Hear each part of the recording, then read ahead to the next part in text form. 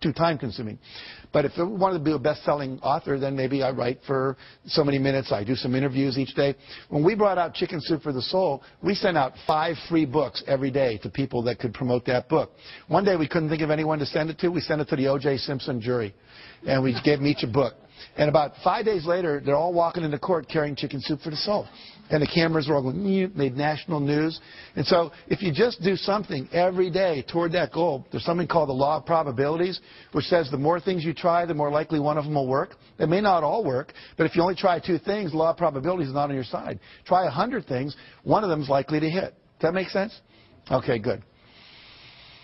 Mentioned we did that. And this book, which was rejected by, what? I told you, over 144 publishers, went on to sell 10 million copies in 41 languages because we did 5 things every day.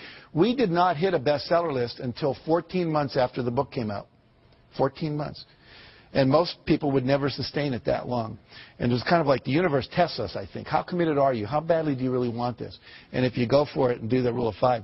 Bill Bradley was a great basketball player, played for the Knicks, was All-American at Princeton. In high school, he was an All-American. Every day he'd find 5 spots on the basketball court, and he would have to shoot 15 in a row before he would go in. And sometimes he'd be out there 2 hours after everyone else had showered and gone home. He did that all through college, all through his professional career. What happens? He goes on, becomes NBA Hall of Famer, later senator from New Jersey, because he was willing to prepare. You have to be willing to do the work as well as dream the dream. The third thing says unleash the power of goal setting. So now we got this vision, things we want, but we have to get and turn them into objectives. And they have to become measurable in time and space. And the key words here are how much by when. I want a big house. Well, what's big? For some people, it's 4,000 square feet. For Bill Gates, it's 35,000 square feet. It's a real different definition of what big is. And by when do you want it? Well, I would like it by June 3rd, or 2007, or I want it by January 5th, 2010. Be very specific. And we said it may not show up exactly then, but the more specific you are, your brain will figure out what has to happen to get it to happen in that time frame. So here a person says, I'd like to increase my income. They're better off if they say, I will earn $200,000 by 5 p.m. December 31st.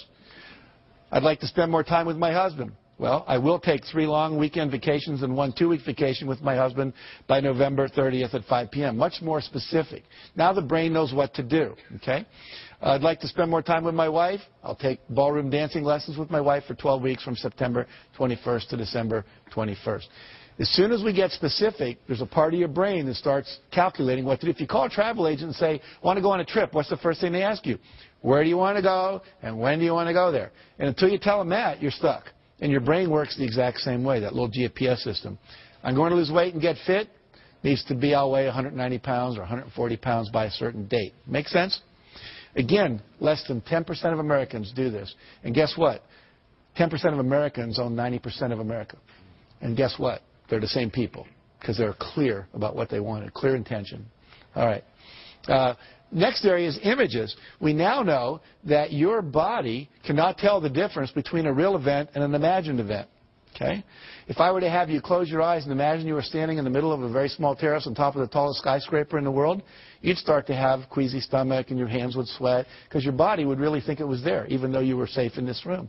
Now, we can use that principle to our advantage to create success by using this power of visualization. And here's an example. One basketball team at Ohio State University, they took and they said, we want 1/3 of you, they all had equal foul shooting records, to not touch a basketball for 30 days. The other third, we want you to go out and practice basketball every day for a minimum of a half hour, preferably an hour, shooting foul shots for 30 days. And the third group, they said, we just want you to close your eyes and visualize shooting foul shots. Don't touch a basketball for 30 days. And guess what? First group, as you'd imagine, showed no improvement. Second group, practicing for 30 days, they get 24% improvement. And the third group that only did it in their mind got 23% improvement when they brought them back to the court and had them practice. So what happens here? I wish there would have been a fourth group, right? Practice and visualize. We'd have probably got up in the 30 or 40% improvement level. But what this tells us is simply by visualizing your goal is already completed, by seeing it nothing but net every time, the body starts to respond and adjust itself to create the result. So one of the great success techniques is people that are super successful are often called visionaries, and the reason is they close their eyes and they see the future. You create your future by envisioning it. Okay? And I recommend you do that every day at least twice, once in the morning when you get up and once before you go to bed. They did a study at NASA where they took astronauts and they had them wear concave lens goggles, which meant you see the world upside down. Imagine trying to negotiate a relationship with me and I'm hanging from the ceiling and my right's my left. It'd be pretty complicated. These goggles had no peripheral vision and they had to wear them 24 hours a day for 30 days. What they were expecting was to see if they'd get nauseous, become hostile, lose sleep, to see how they'd handle disorientation in outer space.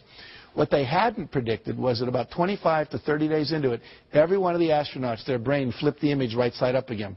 They're still getting upside down input, but they created new neural pathways.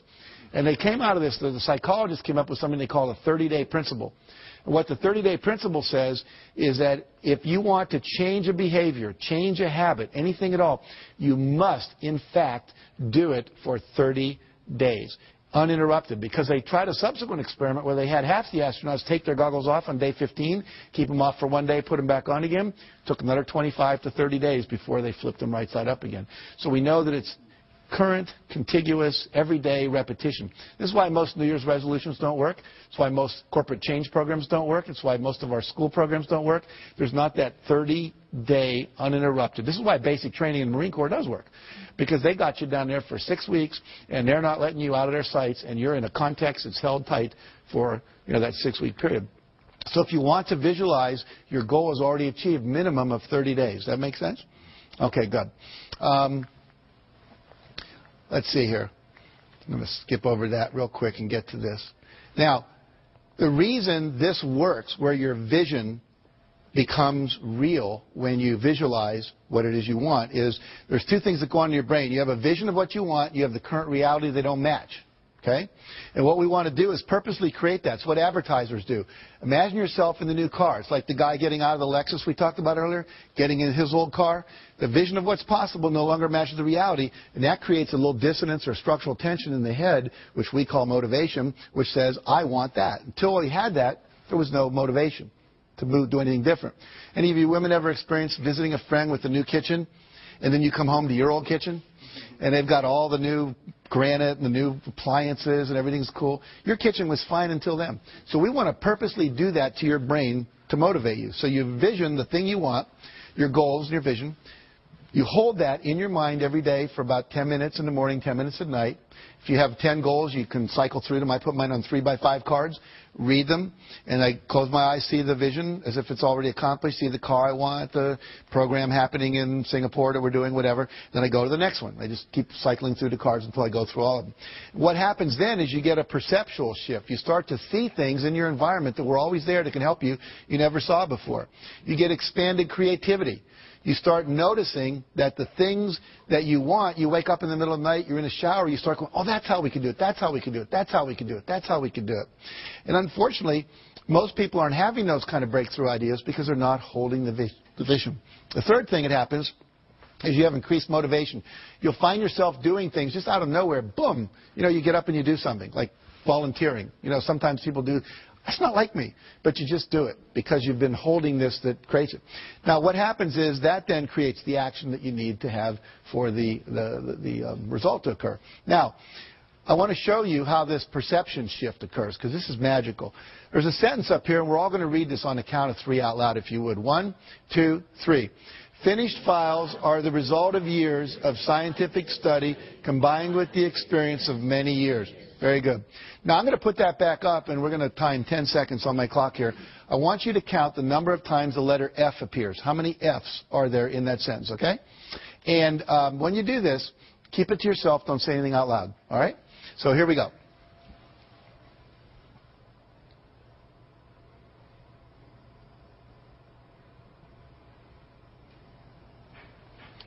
Okay.